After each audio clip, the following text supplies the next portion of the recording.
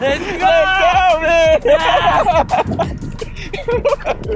The greatest trick the devil ever played was convincing the world that pain didn't exist.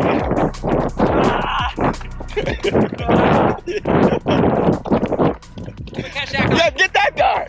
Oh man. So that was mile 11 of the Sugarland Half Marathon, which I ran today, and this is a recap of the Sugarland Half Marathon. That footage was brought to you by Stevie76, the guy who was passing me. I think his name is Caleb Neff. I'm not sure. I looked much later. Somebody said he was a professional runner, and that made sense. I think he was on an easy run, cruising right there, and I think he closed with 5-minute miles. Glad he was a sport. It was a good time. Oh, also, I did not bring my GoPro, which I'll talk about later why I didn't, but that's the only footage I had that I just showed you, and I have this other clip right here. Are you friends with Patrick Swayze? Yeah, go get him midlife!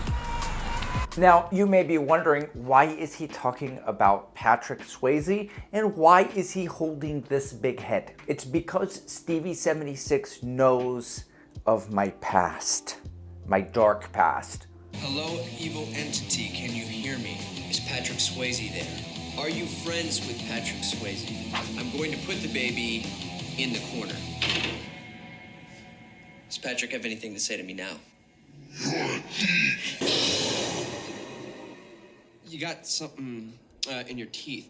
If we're gonna get rid of this demon, we've got to know what it wants. The power of Sprite compels you. Obey your thirst, demon!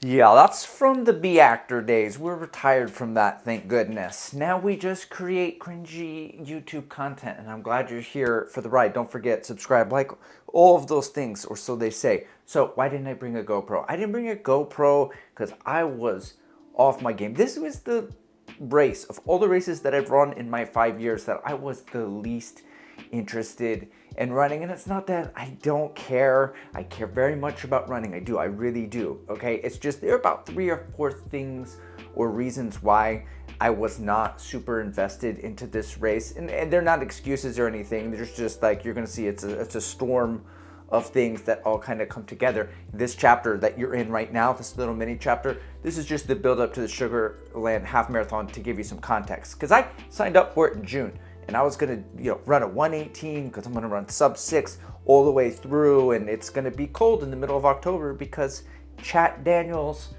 told me this was the one that I was supposed to race, but apparently the Armarillo Armadillo didn't see a shadow, so we got 6 more weeks of summer, and that happens sometimes here, and it was going to be a warm one, and I knew it was going to be a warm one.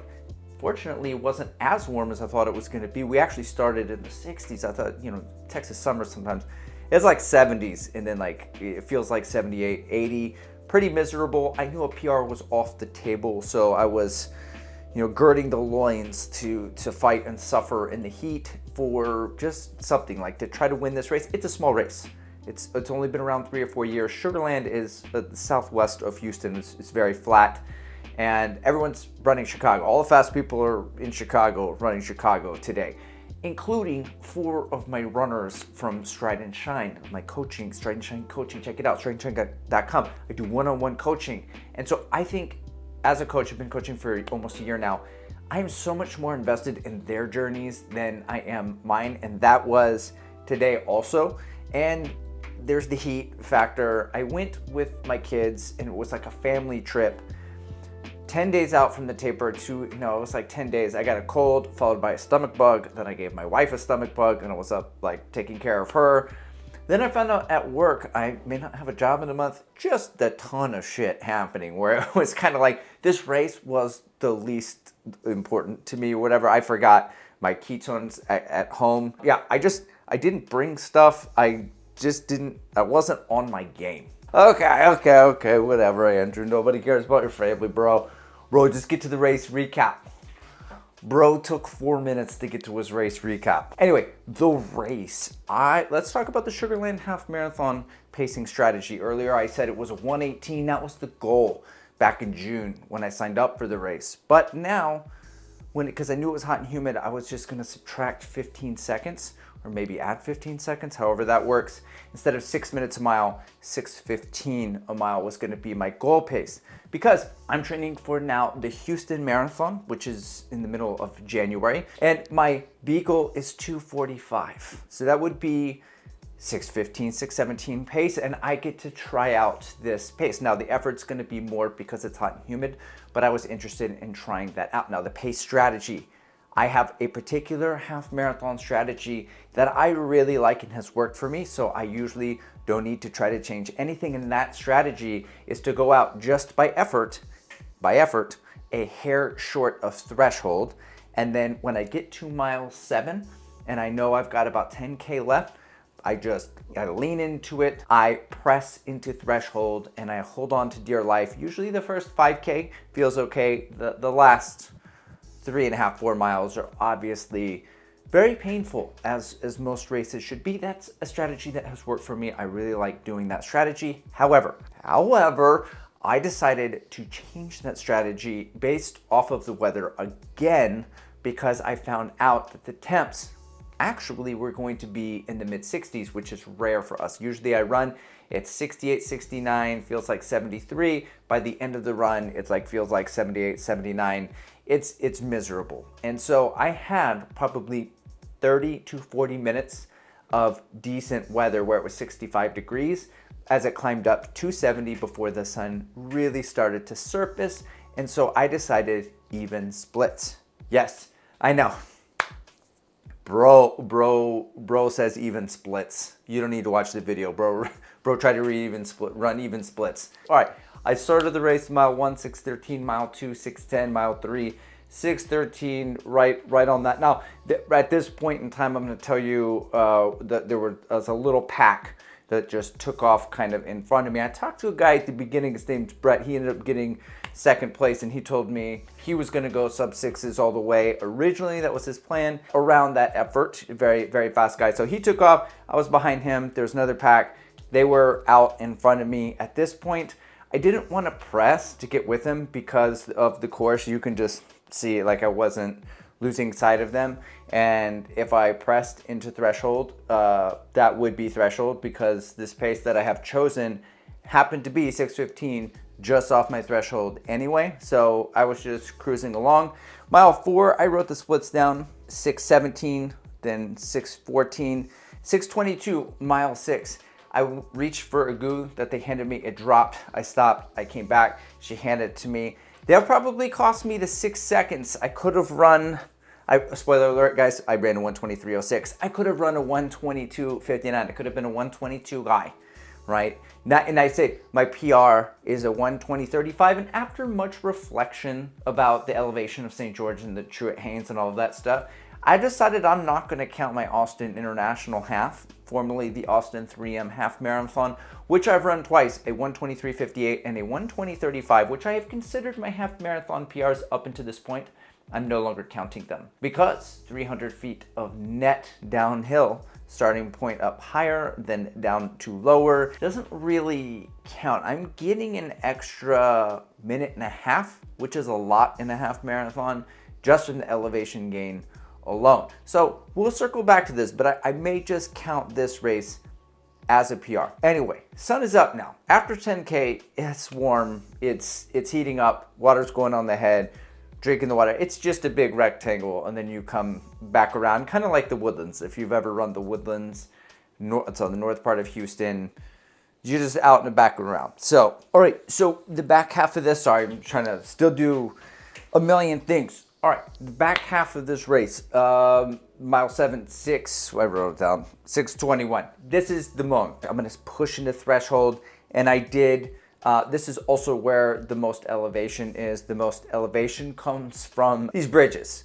And the two guys in front of me, I could see them, and I'm not really good with distances, but I would say they're 100 yards away, and then it was 80, then it was 70. And I noticed after every time I went up over a bridge and then I came down again, that gap closed. These dudes were slowing down on the bridges when they're going over there. And I'm from the hill country in San Antonio. I'm used to hills. I'm still floating grays, channeling my inner SJD, my 14ers. I'm ready to go for my kid from South Texas at sea level when it comes to elevation.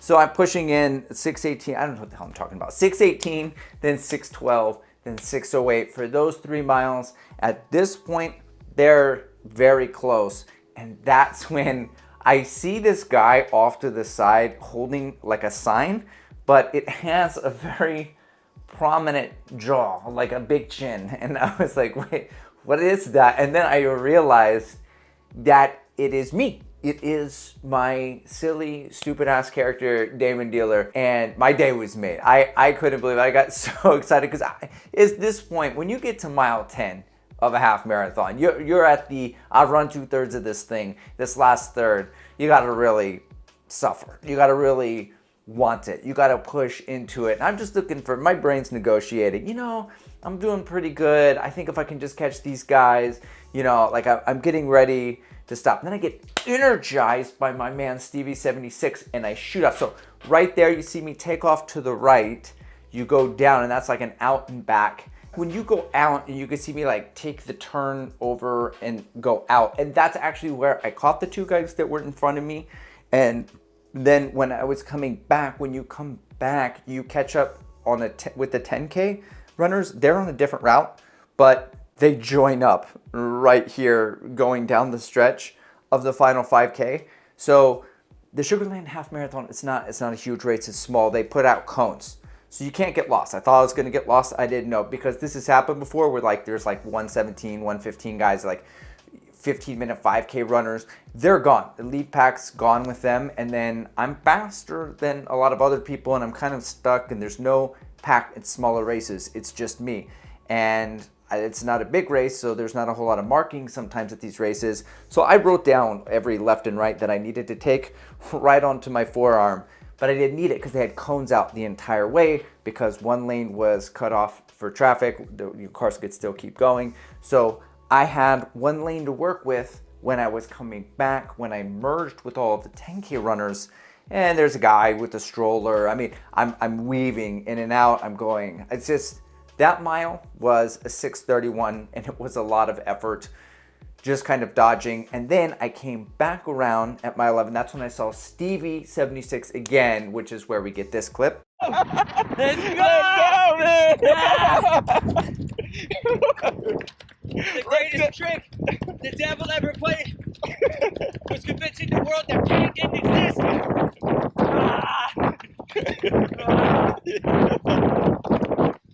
Catch that guy. Yeah, get that guy! The guy was like laughing at you. Right, midlife? Now, from that moment, I was fueled into the last mile, which was a 6:19. And a funny thing happened there, because my watch was beeping at me at the mile markers while I was with the mile markers. So I was like, man, I'm running these tangents really well, but it also makes sense because I'm staying really close to the curb the entire race because they have these cones out. There's, you know, I'm not going wide because you can't go wide. I was like, wow, I'm gonna run really close to 13.1.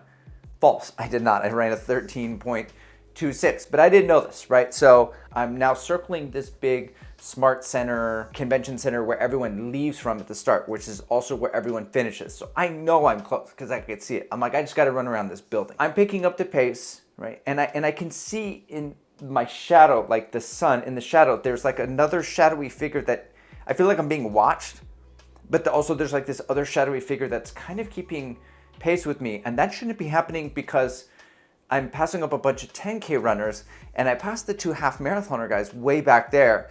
But I just got this feeling that like there's this presence with me, a supernatural experience. And as I got closer to the race, like after a turn, I turn and I see it's one of the 2 guys that I passed earlier. And I was like, oh shit, that's cool. And I'm like, oh, wait a second, I'm racing him. I got a kick. Oh, this is fun. Maybe I'll do that like Cole Hocker's thing. Let's see what I got, you know, like, and I'll just go. So I just turned on the burners. I take a right and there's no finish line. I'm like, oh, okay. And then I'm like burning it. I'm just running really hard, right? I'm like, okay, I'm gonna take another right.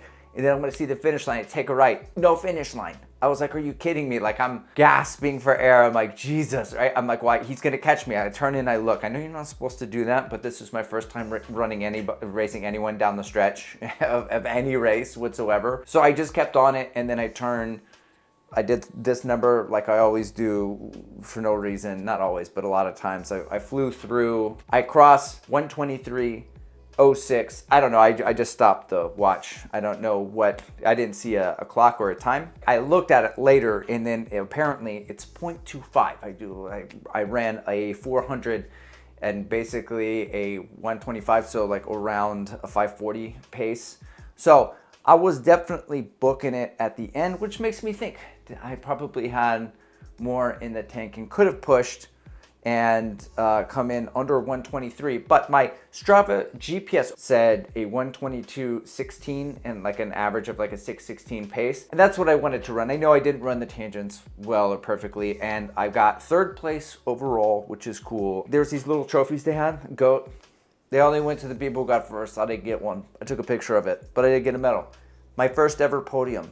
And that's crazy. Glad all the fast people were running Chicago. Oh, time out. Before we close the whole thing up, I do not do a great job of this thing, which is to mention that I have a whole ass coaching business called strideandshine.com, where I offer one-on-one coaching. So if you are looking for a coach for your next race, it's an awesome community. Everyone over there is PRing right now. It's a great time, and yeah. If you're interested, check out the website. I'll put it in the comments below. Okay.